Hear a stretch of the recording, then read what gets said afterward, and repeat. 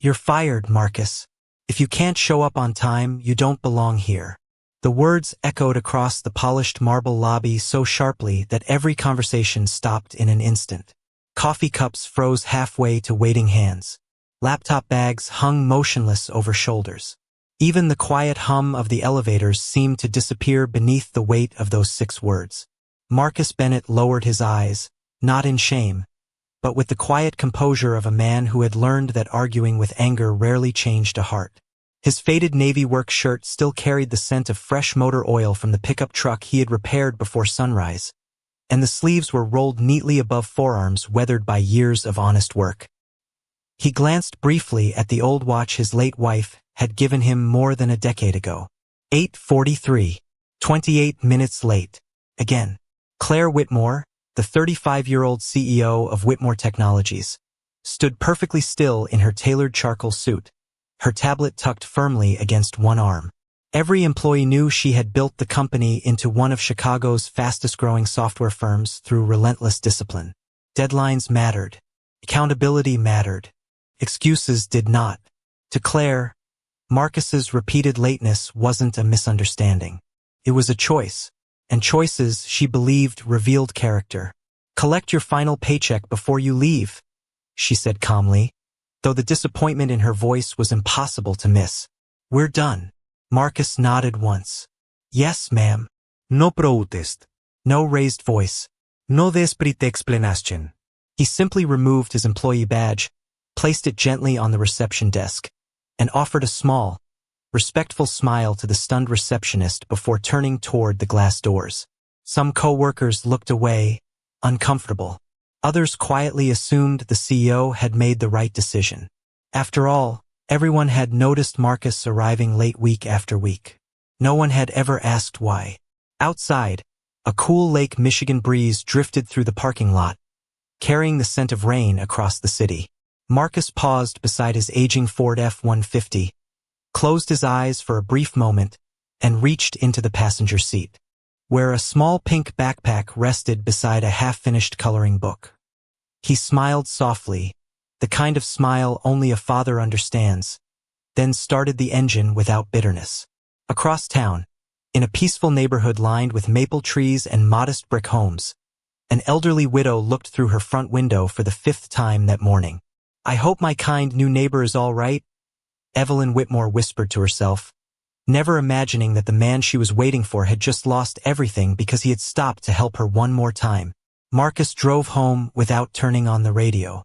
Silence had become an old companion, one that never interrupted his thoughts and never judged the weight he carried.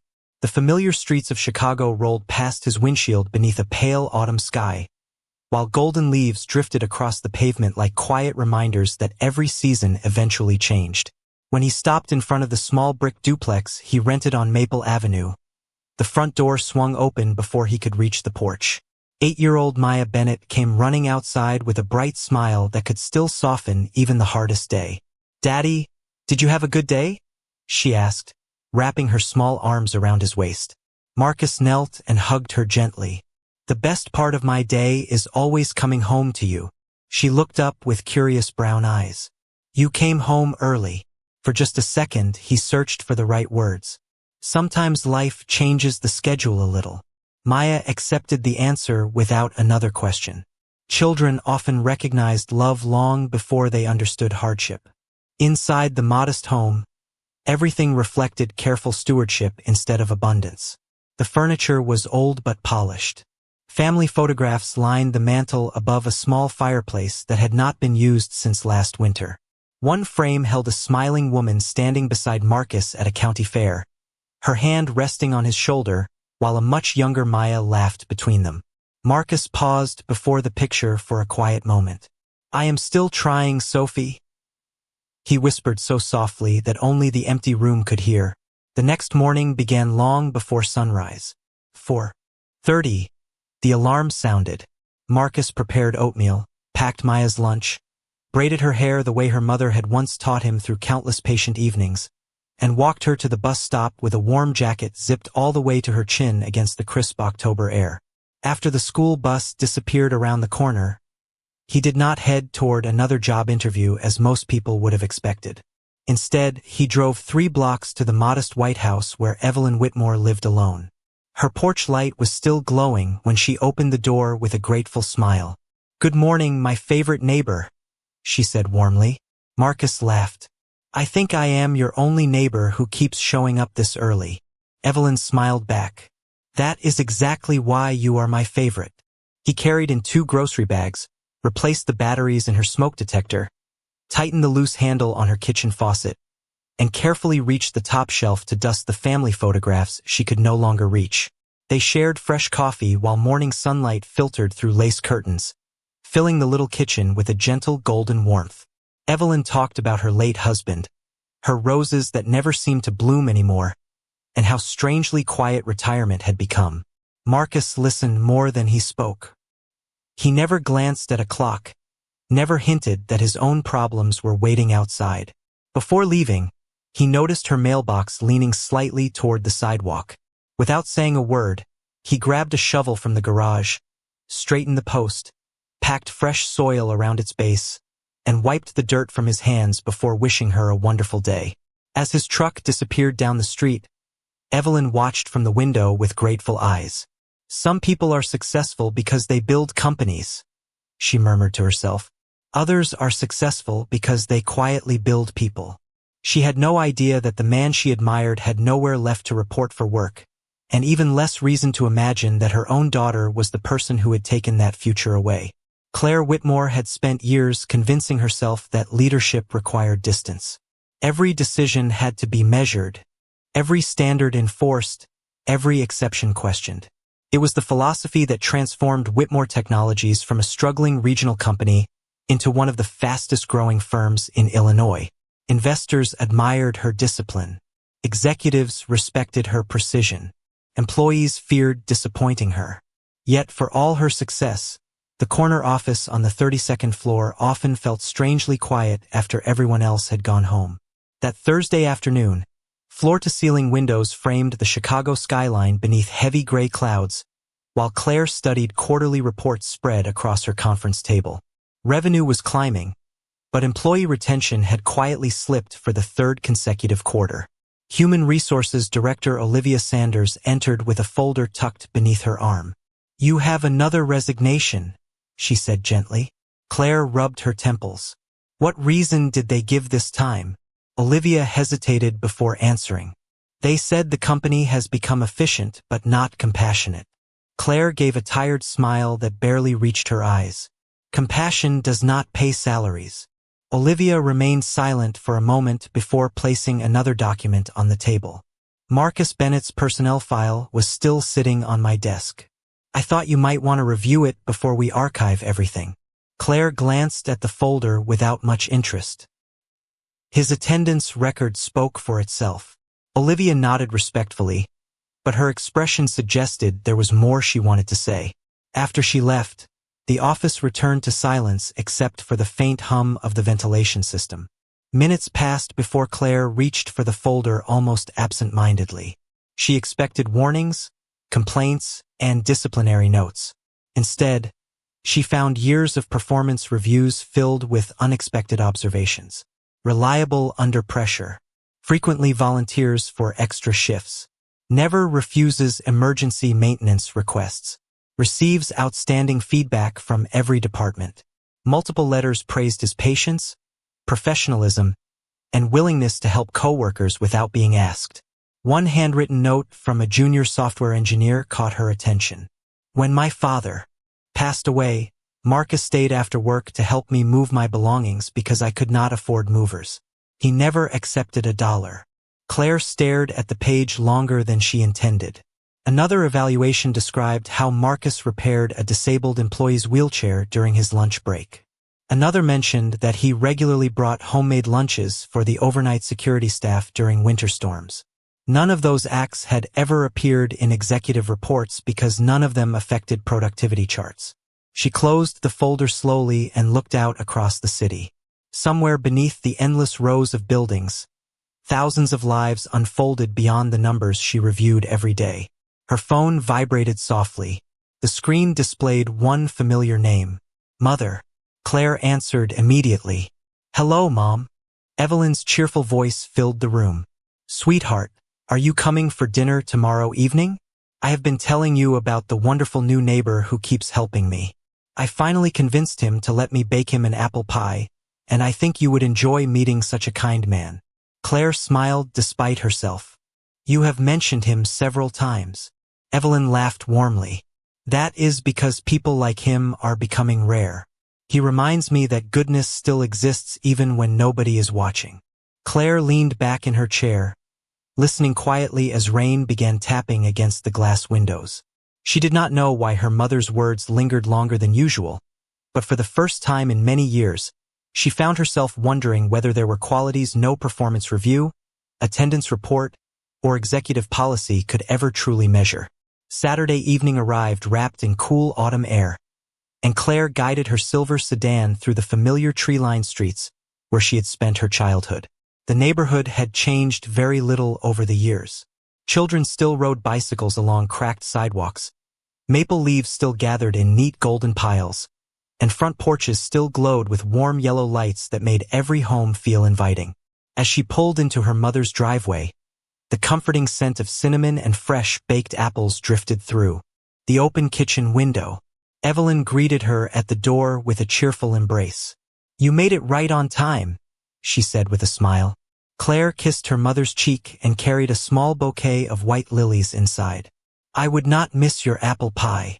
They settled around the dining table where homemade chicken soup steamed gently beneath the soft glow of an antique chandelier.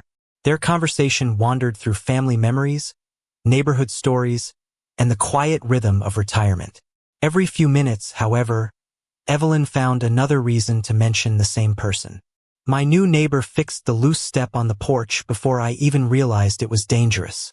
A few moments later she added, "He replaced the batteries in every smoke detector because he said everyone deserves to sleep safely." Then she smiled again. "Yesterday he helped Mrs. Donnelly across the street rake her leaves before the rain arrived. Such a thoughtful young man." Claire chuckled softly. "Mother, I think you admire this neighbor more than anyone else on the block." Evelyn laughed without hesitation. "That is because kindness deserves to be admired."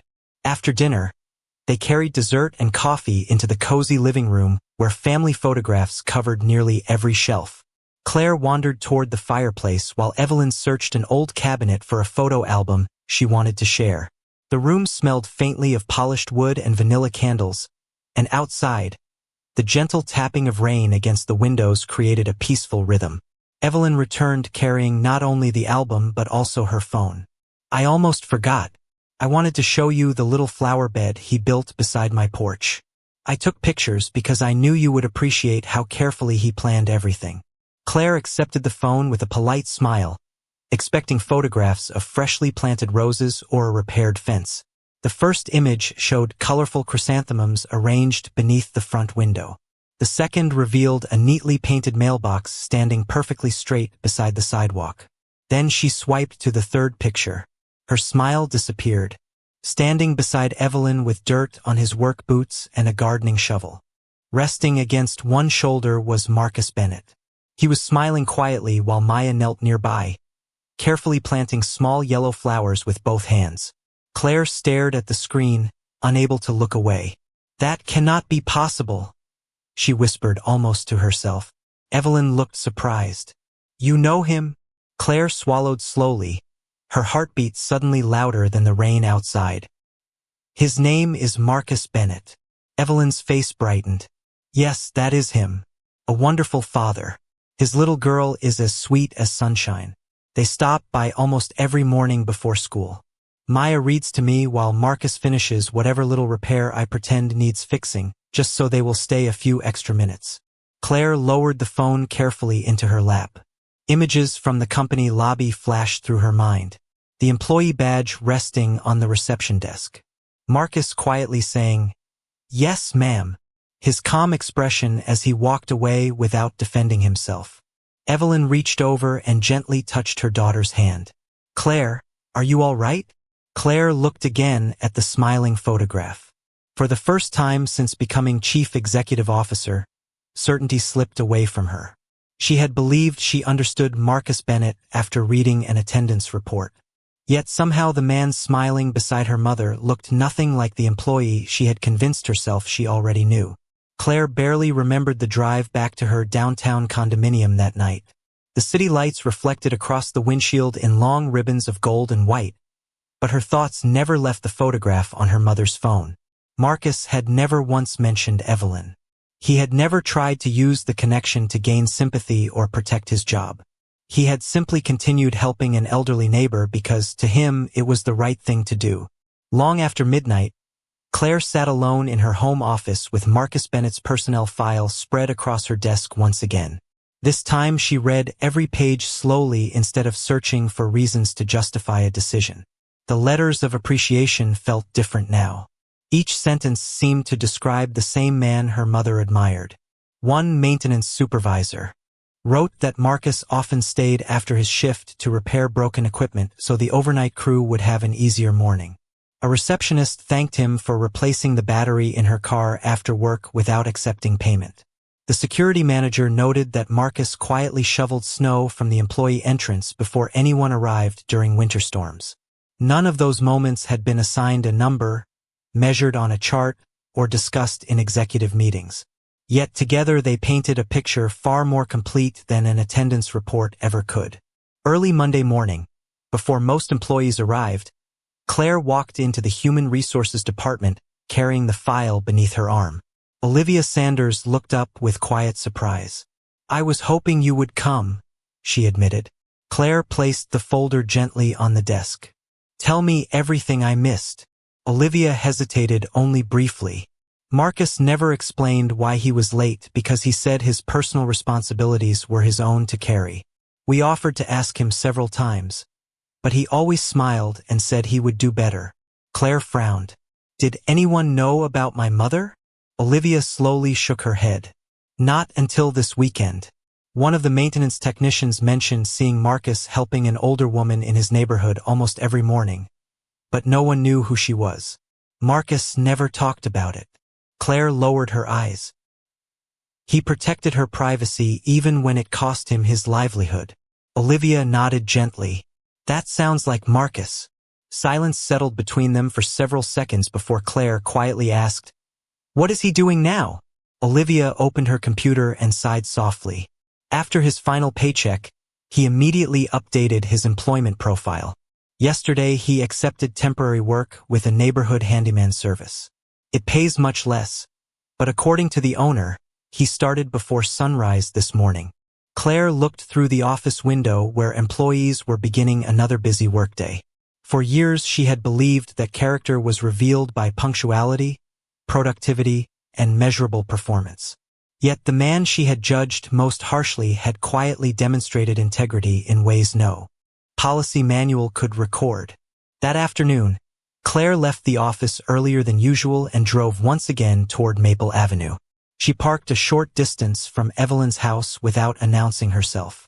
Across the street she watched Marcus kneeling beside an elderly veteran's front porch, carefully repairing a loose wooden railing, while the old man stood nearby holding 2 cups of coffee. Maya sat on the front steps finishing her homework, occasionally looking up to smile at her father. There were no cameras. No supervisors. No applause. Marcus worked with the same patience he had shown every day inside her company.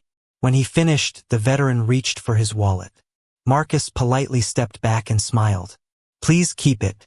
Just promise me you will hold the railing every time you use the steps." The older man nodded with grateful eyes. Claire remained inside her car, her hands resting quietly on the steering wheel. For the first time in many years, she realized that the greatest measure of a person's character might be what they choose to do when nobody important is watching, never imagining that someone had been quietly watching him all along. The next morning, Claire arrived at the office before sunrise, something she had not done in years. The building was almost silent, its bright hallways empty except for the gentle hum of fluorescent lights and the distant sound of the ventilation system waking another workday. She stood alone in the employee lobby where she had dismissed Marcus only a few days earlier. The polished marble floor reflected the first hints of morning light streaming through the glass entrance, and for the first time, the space felt less like the symbol of her success and more like a reminder of her failure. She replayed the moment over and over in her mind. She had never asked a single question. She had never wondered why a man with years of outstanding service suddenly struggled to arrive on time.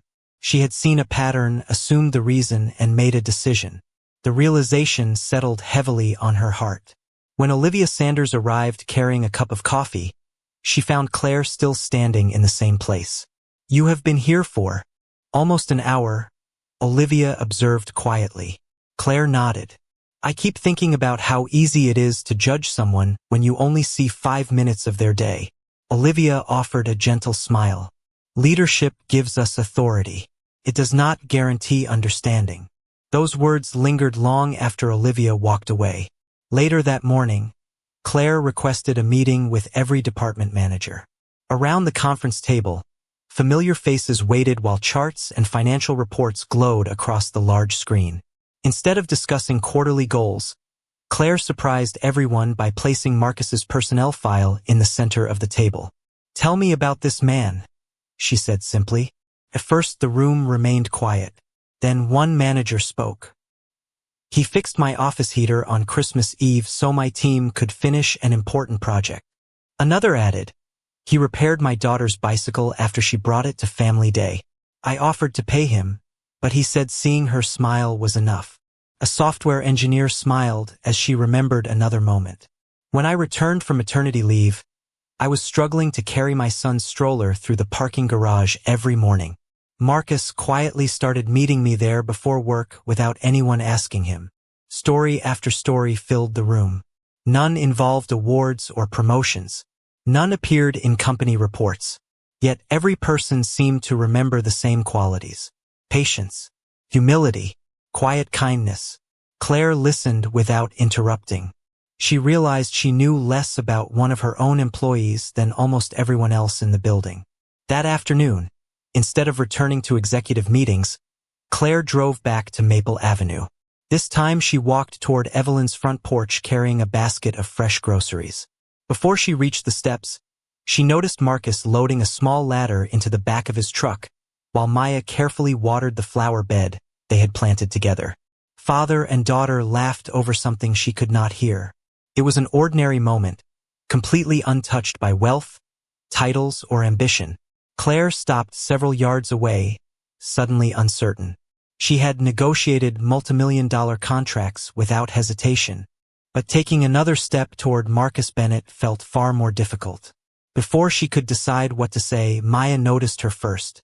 The little girl smiled brightly and waved with innocent enthusiasm.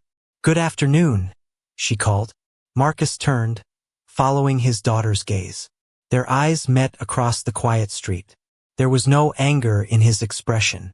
No bitterness. Only the same calm dignity Claire remembered from the lobby. Somehow, that gentle kindness made the apology she carried in her heart feel even more necessary than she had imagined. Marcus set the ladder carefully into the back of his old truck before walking toward Claire with the same calm, measured steps she remembered from the office. Maya smiled politely at the unfamiliar visitor before excusing herself to continue watering the flowers beside Evelyn's porch. The late afternoon sun filtered through the maple trees, scattering patches of warm light across the quiet street, while a gentle breeze carried the scent of fresh grass through the neighborhood. Claire tightened her grip on the grocery basket she had almost forgotten she was holding. For a brief moment, neither of them spoke. Finally, she broke the silence. "I owe you an apology." Marcus looked at her with quiet attention but did not interrupt. "I made a decision without understanding your life," Claire continued. "I believed I had all the facts when all I had was a schedule." Marcus offered a small, thoughtful smile. "Sometimes schedules tell part of the story." She lowered her eyes. "My mother told me everything you have done for her. She also told me you never asked for anything in return." Marcus glanced toward Evelyn's front window where the elderly woman was pretending not to watch the conversation from behind the curtains. "Your mother reminds me of my grandmother," he said softly. "She is independent, but everyone needs a little help now and then." Claire shook her head gently. "Most people would have told me immediately that she was my mother. It might have saved your job." Marcus looked across the quiet neighborhood before answering. Helping someone should never become a business transaction. I did not want your mother to feel like a favor was something she had to repay. His words settled between them with remarkable simplicity.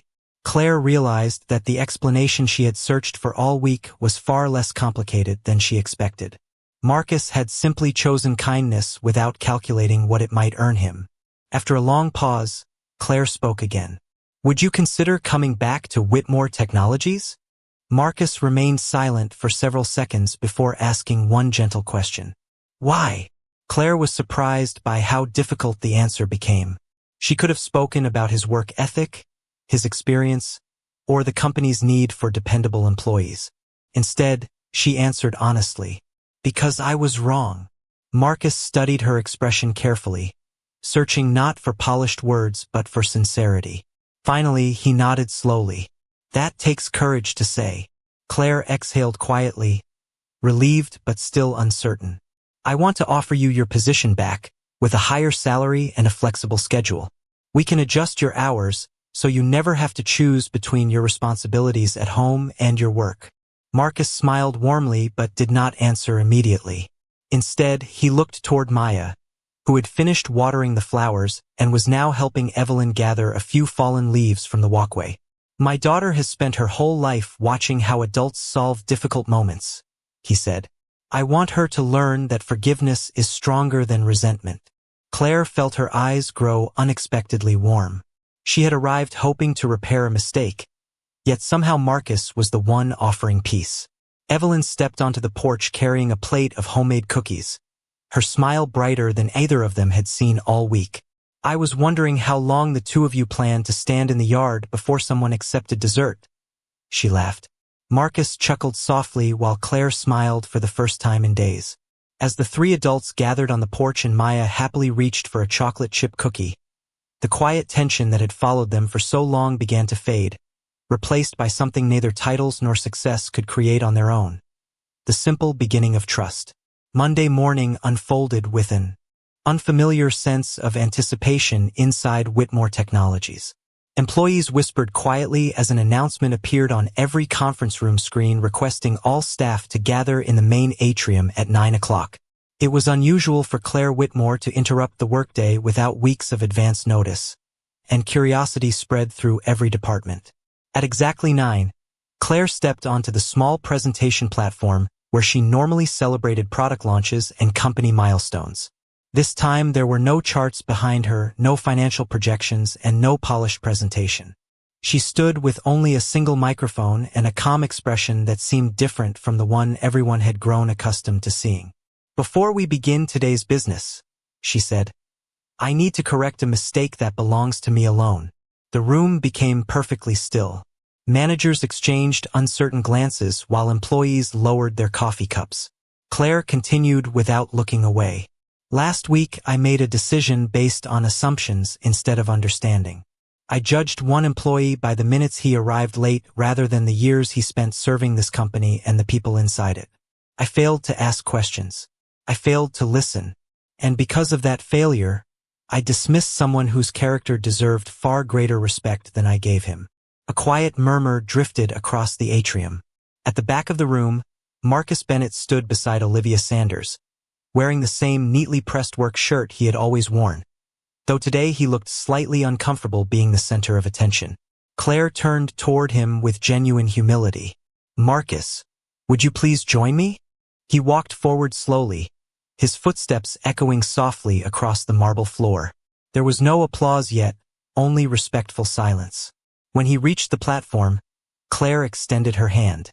I would like to apologize publicly because my mistake was made publicly. Marcus accepted the handshake with quiet grace. Thank you, he said simply. Claire then faced the employees once more. Effective immediately, Marcus Bennett is returning to Whitmore Technologies as Facilities Operations Supervisor. His schedule will reflect the reality that outstanding employees also have families, neighbors, and responsibilities beyond these walls. More importantly, beginning today, every manager in this company will receive new leadership training focused not only on performance but also on empathy, communication, and understanding the people behind the job titles.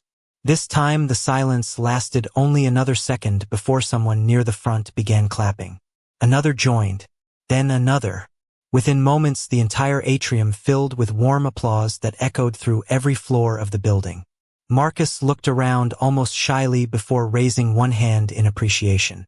Later that afternoon, after the excitement had settled, Claire found Marcus replacing a loose ceiling panel alongside another technician, even though supervisors were no longer expected to perform routine maintenance. "Old habits are hard to break," Marcus said with a smile when he noticed her watching. Claire smiled back. "Maybe some habits should never change." They walked together toward the employee break room where sunlight poured through wide windows overlooking the Chicago River. "Can I ask you something?" Claire said quietly. Marcus nodded. "When you lost your job, were you angry with me?" He looked out the window for a long moment before answering. "I was disappointed, but after my wife passed away, I learned something that changed my life. Carrying bitterness is like carrying a heavy toolbox everywhere you go. Eventually it becomes too heavy to lift, and the only person it truly exhausts is you." Claire reflected on those words in thoughtful silence. Outside, the afternoon sun shimmered across the water while employees laughed together during their lunch break. For the first time since becoming chief executive officer, she realized that the strongest leaders were not the ones who never made mistakes. They were the ones humble enough to learn from them. 6 months passed quietly, not with dramatic miracles or headlines, but with the kind of steady changes that slowly reshape lives. Whitmore Technologies became known for something more valuable than rapid growth. Employees began describing it as a place where people were respected as human beings before they were measured by performance. New leadership workshops encouraged managers to ask questions before making conclusions, and flexible scheduling helped parents, caregivers, and veterans continue building successful careers without sacrificing the people who depended on them. Claire often smiled whenever she walked through the lobby, remembering the lesson that had changed not only one employee's future, but her own understanding of leadership. Marcus never asked for recognition. Even after becoming facilities operations supervisor, he still greeted every security guard by name, stopped to help interns carrying heavy boxes, and occasionally rolled up his sleeves to repair a loose cabinet or replace a flickering light alongside his team. His title had changed, but his heart had not. Every Wednesday evening, after work, Marcus and Maya continued visiting Evelyn. Sometimes they planted flowers together. Sometimes Maya read another chapter from her favorite adventure novel, while Evelyn listened with a smile that seemed years younger. Before long, Claire found herself joining them more often than she had expected. She discovered that the happiest conversations rarely happened inside boardrooms. They happened around Evelyn's kitchen table over homemade soup, fresh bread, and slices of warm apple pie. One cool October afternoon, the four of them gathered in the backyard as bright red leaves drifted gently across the grass. Maya laughed while teaching Evelyn how to use the camera on her new phone, and Marcus quietly repaired a weathered wooden birdhouse that had stood in the garden for years. Claire watched him work with the same patient focus she had seen on the day they first spoke outside her mother's home. This time, however, she no longer saw only an employee. She saw a father who led through quiet example, a neighbor who served without expecting reward, and a man whose greatest strength had always been his character. Evelyn looked toward her daughter with a knowing smile. "Some neighbors arrive to borrow a cup of sugar," she said softly. "Others arrive to remind us who we should become." Claire looked across the yard. As Marcus finished repairing the little birdhouse before carefully placing it back beneath the old maple tree, a pair of bluebirds landed on the roof only moments later, as if they had been waiting patiently for someone to restore their home. No one spoke. They simply watched together while the afternoon sunlight filtered through the golden leaves and the birds settled peacefully inside. In that quiet moment, Claire finally understood something no business school had ever taught her. Success could build impressive companies. Kindness could build lasting families. And the strongest legacy a person could leave behind was never found in a title, a paycheck, or a corner office. It was found in the lives made gentler simply because they had been loved with dignity, grace, and a heart that expected nothing in return.